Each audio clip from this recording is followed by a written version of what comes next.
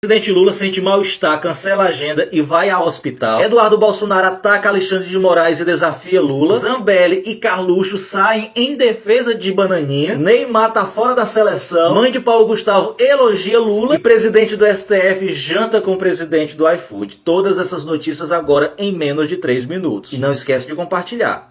Em relação à saúde do presidente Lula, não se preocupem que ele já está em casa. Eu vou ler aqui o relatório do médico. Presidente Lula da Silva apresentou nesta segunda-feira, 26 de maio, quadro de vertigem com diagnóstico de labirintite, realizou exames de imagem de sangue no Hospital Sírio-Libanês, todos dentro da normalidade. Já se encontra no Palácio da Alvorada, onde deve permanecer em repouso ao longo do dia. O presidente segue acompanhado pela sua equipe médica. Boletim médico do Hospital Sírio-Libanês. Fique bem, presidente Lula, que nós estamos aqui torcendo por você. Depois que o Alexandre de Moraes abriu uma investigação contra o Eduardo Bolsonaro, ele gravou um vídeo nas redes sociais atacando o ministro Alexandre de Moraes e o PGR, dizendo que no Brasil não se respeita mais a Constituição, que nós estamos vivendo em um estado de exceção e que essa abertura de investigação contra ele apenas iria reforçar para que o Alexandre de Moraes fosse sancionado pelos Estados Unidos. E desafiou o presidente Lula a comprar essa briga com os Estados Unidos em querer defender o Alexandre de Moraes, porque o governo Lula já deixou bem claro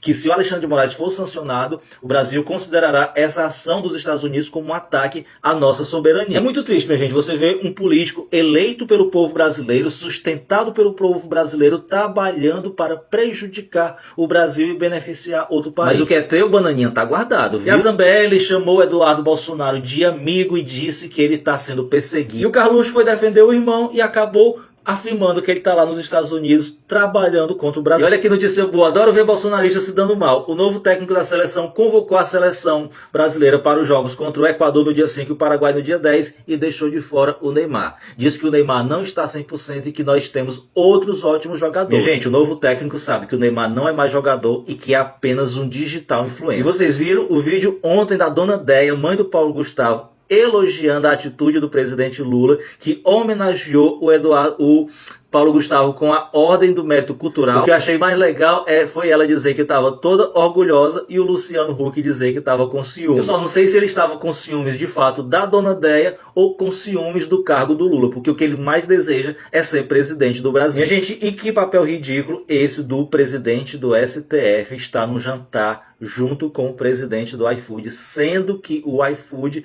tem processos na justiça para ser julgado no próprio STF por possível vínculo trabalhista entre os motoristas parceiros e a empresa. O bom senso aí foi longe, meus amigos. Apesar de ter sido um jantar beneficente, que tem em prol de uma boa obra, não cabia. O problema é bem simples, meus amigos. O ministro Barroso se acha professor de Deus. Alexandre de Moraes, Zanin e Flávio Dino jamais teriam essa postura. E vocês viram o tamanho da bofetada que a esposa do Macron deu nele. Vou te contar todos os detalhes dessa história e também vou te falar como começou o relacionamento deles no passado. Porque o caso deles é muito antigo, minha gente. É desde a adolescência do Macron. É o seguinte, minha gente, esse final de semana o Macron, juntamente com a sua esposa, foram visitar o Vietnã.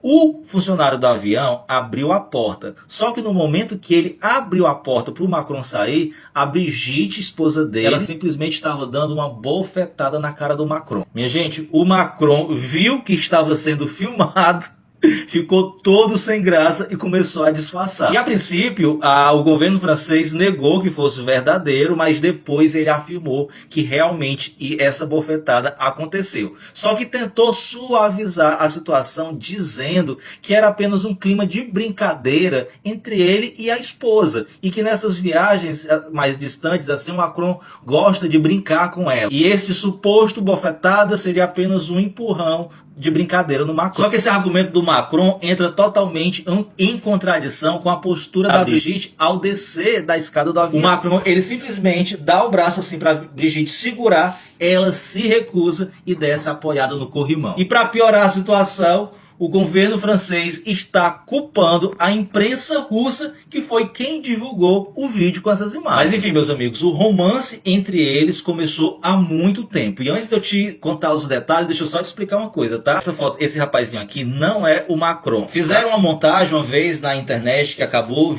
viralizando, onde eles trocaram o rosto desta senhora, desta pessoa, pelo rosto desse jovem, dizendo que era o Macron ao lado da Brigitte. Apesar de ser apenas uma montagem, a verdade é que a Brigitte conheceu o Macron sim quando ele tinha apenas 15 anos. Ela era professora do Macron e o Macron era amigo dos filhos dela. Na época ela era casada. Na época o Macron tinha 15 anos e ela tinha 40. Hoje o Macron tem 47 e ela tem 72 anos. E aí quando terminou os estudos dele com ela, o Macron falou para ela que ela não ia se livrar dele e que eles ainda iriam casar. E aí a família do Macron, na tentativa de separá-los, de afastá-los, mudou o Macron de cidade, e aí somente depois que o Macron completou os 18 anos de idade foi que eles de fato começaram a se relacionar. E se casaram posteriormente quando o Macron tinha 29 e ela 54 anos. Pesquisei na internet, mas não encontrei imagens deles dois jovens, tá? Assim como eu também pesquisei e não encontrei como que ocorreu esse intervalo entre o divórcio da Brigitte e o relacionamento com o Macron. Não sei se eles se relacionaram enquanto ela era casada ou somente após o divórcio. O fato é que desde os 18 anos do Macron